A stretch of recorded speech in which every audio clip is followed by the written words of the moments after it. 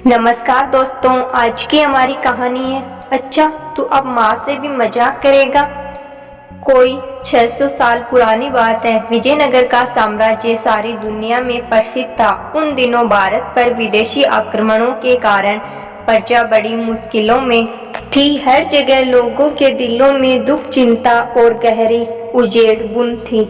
पर विजयनगर के प्रजापति राजा करसनदेव राय की कुशल शासन व्यवस्था, न्यायप्रियता और प्रजा वास्तुलता के कारण वहां प्रजा बहुत खुश थी।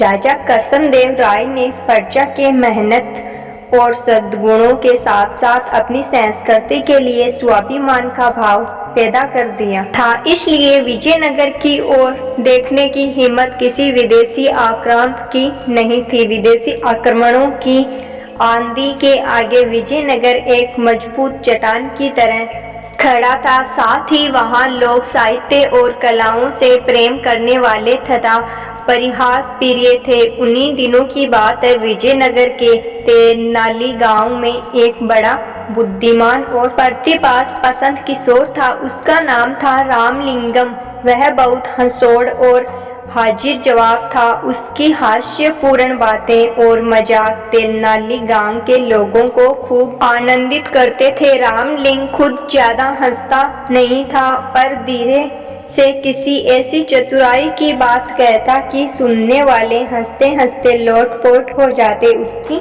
बातों में छिपा हुआ व्यंग्य और बड़ी सूझबूझ होती थी। इसलिए वह जिसका मजाक उड़ाता वह शख्स भी देवों भूलकर औरों के साथ खिलखिलाकर हंसने लगता था। यहाँ तक कि अक्सर राह चलते लोग भी रामलिंगम की कोई चतुराई की बात सुनकर हंसते हंसते लोटपोट हो जाते।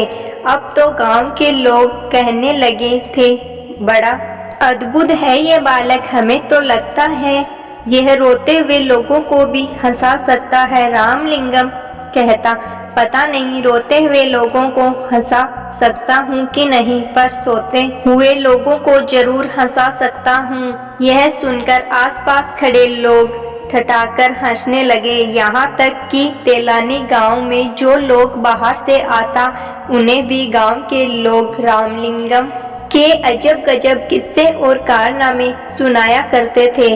सुनकर वे भी खिलखिलाकर हंसने लगते और कहते, तब तो यह रामलिंगम सचमुच अद्भुत है।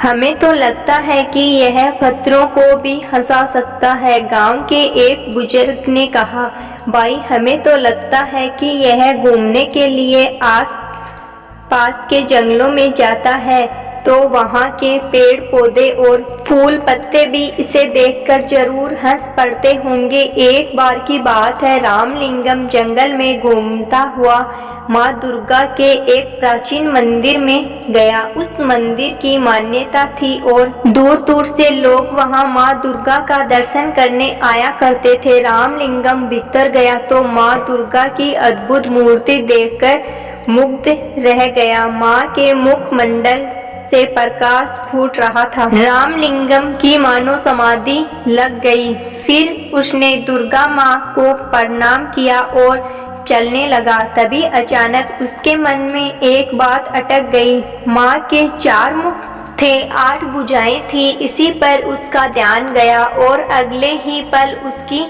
बड़े जोर से हंसी छूट गई। देखकर माँ दुर्गा को बड़ा कौतुक हुआ।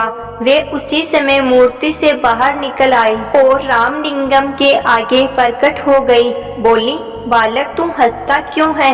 रामलिंगम माँ दुर्गा को साक्षात सामने देखकर एक पल के लिए तो सहम गया, पर फिर हंसते हुए बोला, क्षमा करें माँ, एक बात याद आ गई इसलिए हंस रहा हूँ।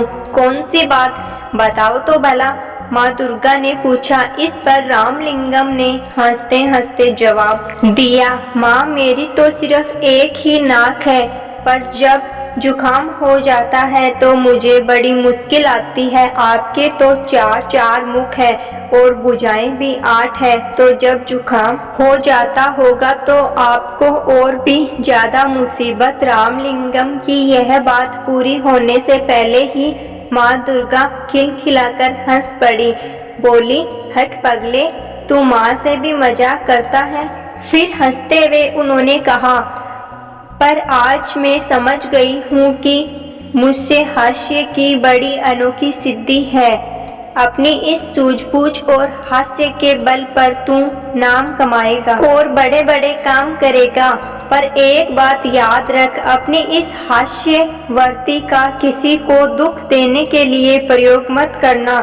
सबको हंसाना और दूसरों की भलाई के काम करना। जा तू राजा करसन देव राय के दरबार में जा, वहीं तेरी प्रतिभा को पूरा सम्मान करेंगे। उन दिन रामलिंगम दुर्गा माँ के प्राचीन मंदिर से लौटा तो उसका मन बड़ा हल्का फुल्का था। लौटकर उसने माँ को यह अनोखा प्रसंग बताया। सुनकर माँ चकित रह गई और फिर होते होते पूरे तेलानी गांव में यह बात फैल गई कि रामलिंगम को दुर्गा ने बड़ा अद्भुत वरदान दिया है। यह बड़ा नाम कमाएगा और बड़े बड़े काम करेगा। उसके साथ ही साथ तेलानी गांव का नाम भी ऊंचा होगा। उम्मीद करती हूँ दोस्तों मेरी ये आज की कहानी आप सभी को पसंद आई होगी। अगर कहानी अच्छी लगी तो मेरे चैनल को सब्सक्राइब जरूर करना। धन्यवाद।